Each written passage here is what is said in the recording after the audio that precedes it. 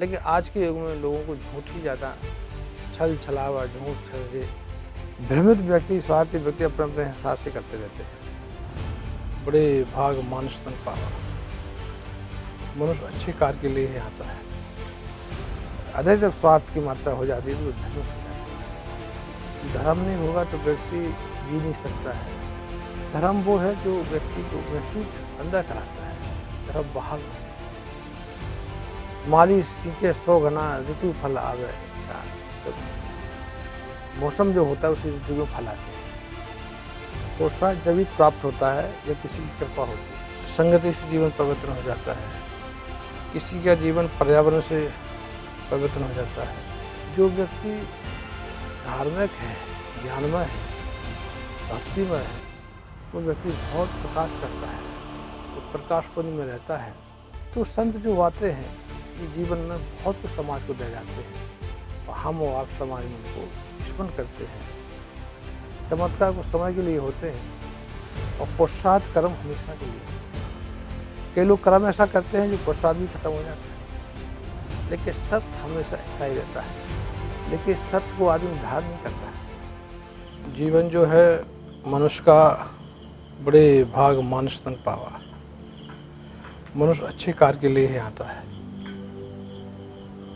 लेकिन मनुष्य जो है माया मोह और लोभ में भ्रमित हो जाता है। जीवन की जो महत्वपूर्ण गति है, शक्ति है, उसको पहचान नहीं पाता है और मनुष्य अपने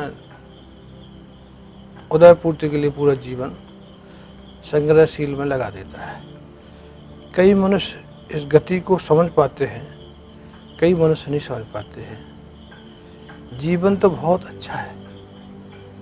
जीवन किसी व्यक्ति का चिंगारी से परिवर्तन होता है, किसी व्यक्ति का संगति से जीवन परिवर्तन हो जाता है, किसी का जीवन पर्यावरण से परिवर्तन हो जाता है, किसी का जीवन जो है किसी पंक्ति की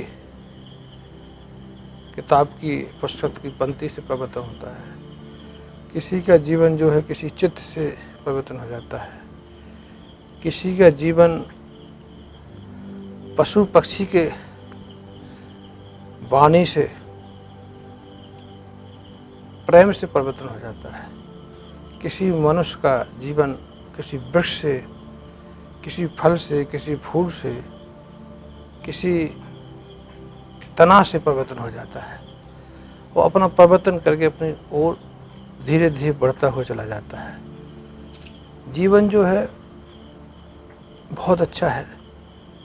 जो जीवन कठिनाई से, संग्रह से, परिश्रम से नित्य प्रतिदिन अध्ययन करता है, अभ्यास करता है, उसका जीवन सफल होता है। धर्म क्या है? धर्म एक जीवन की कला है। धर्म नहीं होगा तो व्यक्ति जी नहीं सकता है और अपने सुख से, महसूस से, अपने भरण पोषण से नहीं चल सकता है।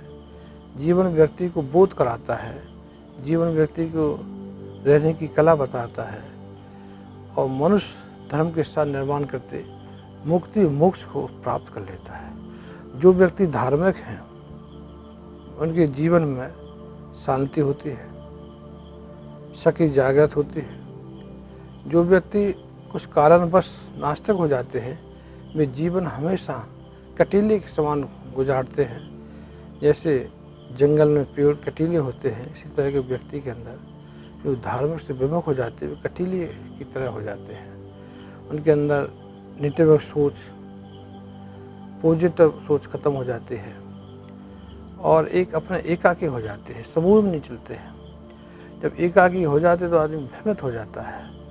इसलिए धर्म हर व्यक्ति को साथ रखना चाहिए, चाहे निराकार हो चाहे साकार हो।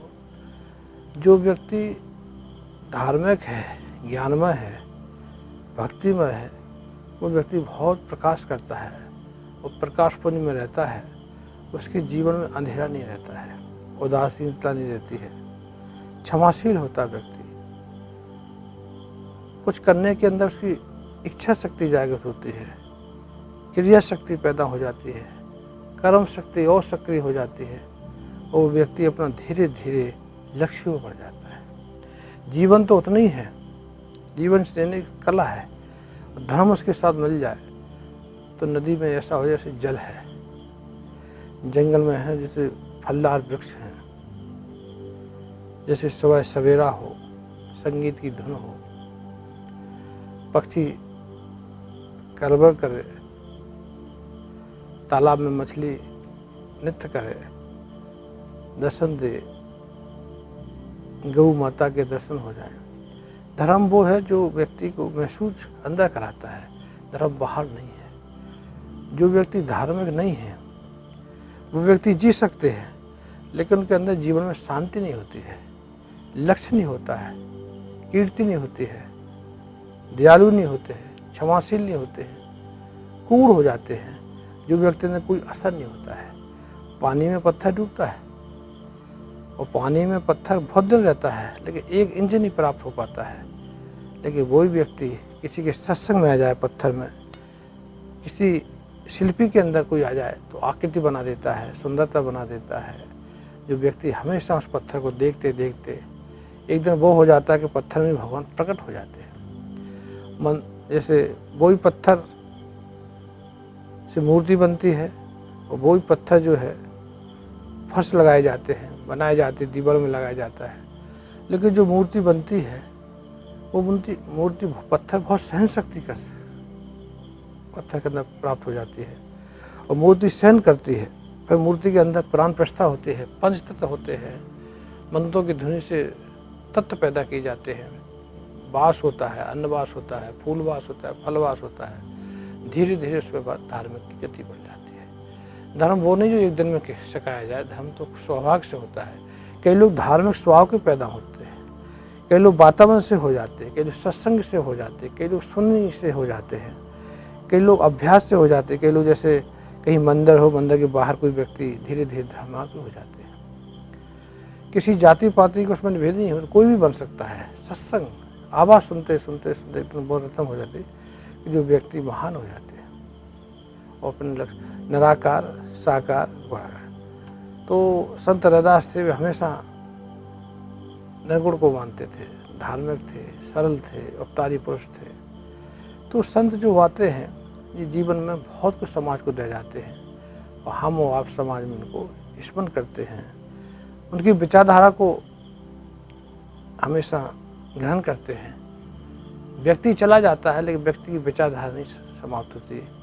कई व्यक्ति की विचारधारा ऐसी, जब तक आकाश रहेगा, पृथ्वी रहेगी, सूर्य रहेंगी, जल रहेंगे, जब तक उनकी विचारधारा इस संसार में विचरती रहेगी। पुरुषार्थ और चमत्कार 2 शब्द सामने आते हैं।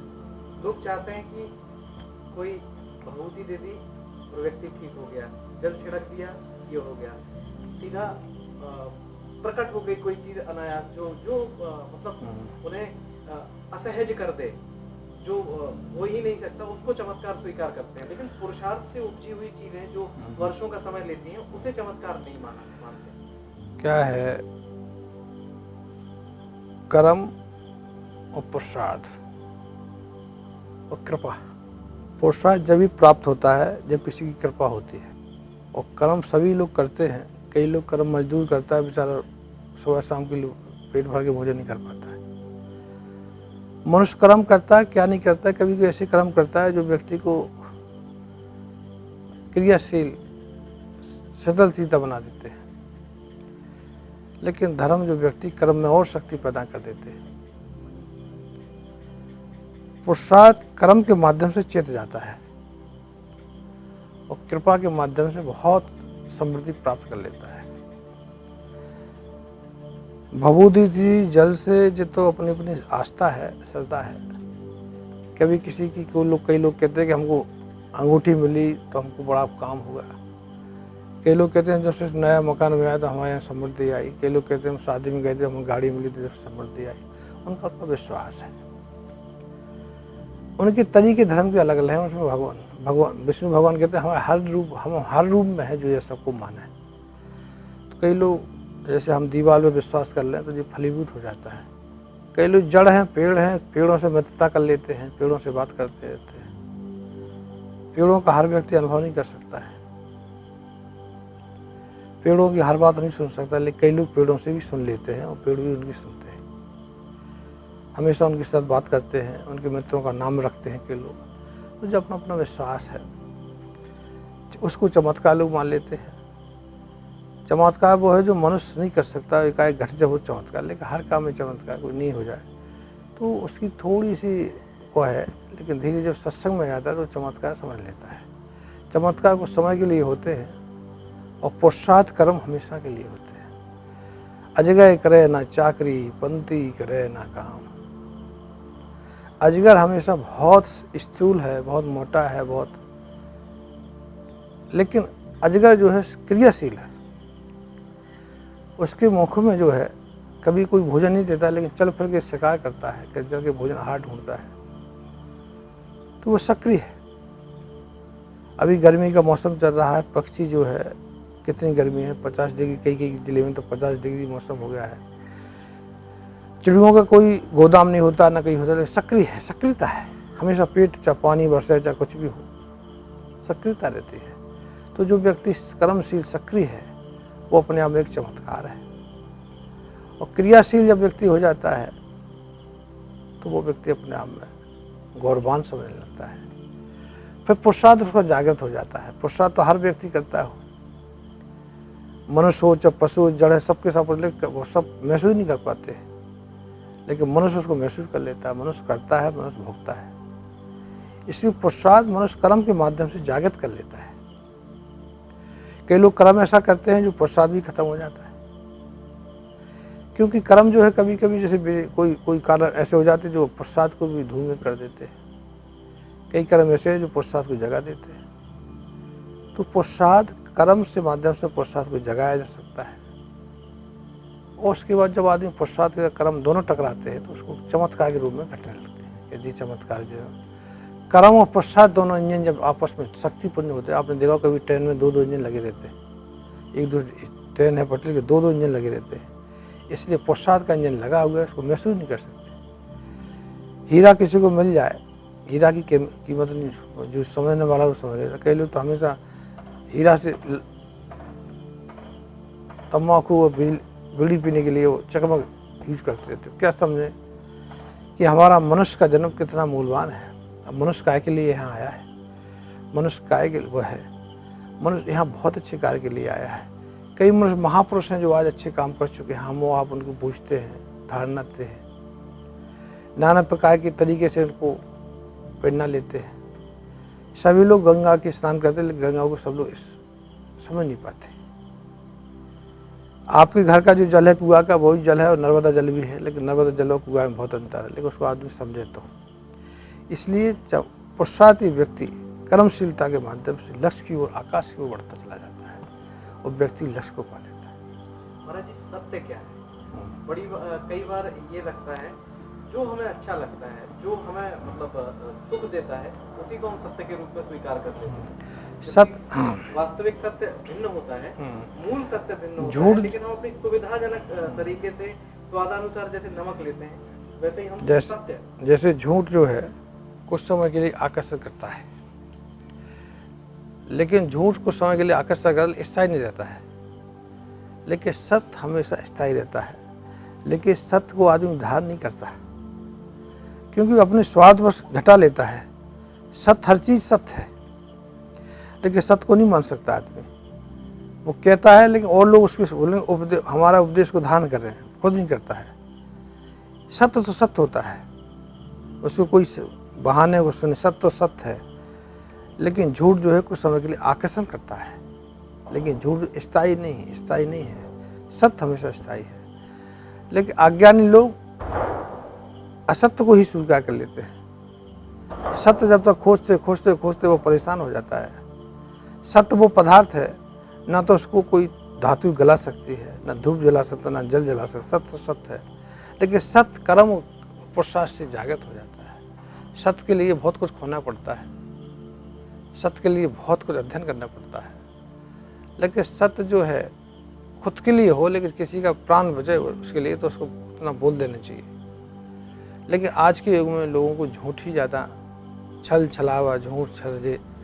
जब आदमी पुरुषार्थ और कर्म सत्य को धारण कर ले तो बहुत दूर चले जाते हैं। घृणा, अशांति, राग, दोष,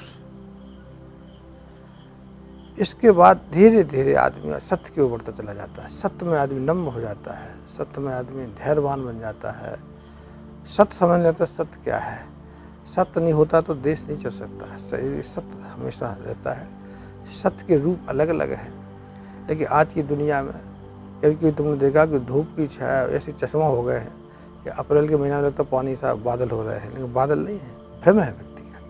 इसलिए जो असत्य का सहारा लेते हैं वो भ्रम में जीते हैं, और जो सत्य का सहारा लेते हैं वे एक लक्ष्य को, वे स्वर्ग का अनुभव करते हैं और धीरे धीरे अपने लक्ष्य की ओर बढ़ते चले जाते हैं और हमेशा विश्राम की ओर चले जाते हैं। अपने लक्ष्य सफलता धीरे धीरे प्राप्त कर लेते हैं। मानव जीवन, लोग जो है अपने हिसाब से धर्म की परिभाषा कर लेते हैं, अपने हिसाब से कर लेते हैं, अपने हिसाब से ही कहने लगते हैं कि हमारे हिसाब से दिन आज पानी नहीं बरसे, आज ठंड नहीं हो, गर्मी नहीं हो, माली सींचे 100 घना, ऋतु फल आवे 4। जब मौसम जो होता है उसी ऋतु में फल आते हैं। भ्रमित व्यक्ति, स्वार्थी व्यक्ति अपने अपने हिसाब से करते रहते हैं, और अधिक जब स्वार्थ की मात्रा हो जाती है तो वे भ्रमित हो जाते हैं। दिशा, पंथ, भेद और भ्रमित हो जाते हैं। ये तो एक अज्ञानता है। आँख में जैसे है, जैसे किसी की मोतियाबिंद हो गया है, मोतियाबिंद पर संक्रांत तो नहीं हो, मोतियाबिंद कोई लोहा की ठूस बहुत हो, अपरस है, थोड़ा बहुत करना पड़ता अज्ञानता, इसलिए अज्ञानता है। और इसी व्यक्ति को स्वीकार करते हैं क्योंकि इसमें ज़्यादा कुछ लगता नहीं है। पुरुषार्थ में, कर्म करने में बहुत सी चीज़ें लगती हैं। तो जो तो हमेशा आज के युग में जो 50 साल से चीज़ें हुई हैं, 60 साल से, वो अभी बढ़ेंगी जी, कम नहीं होंगी।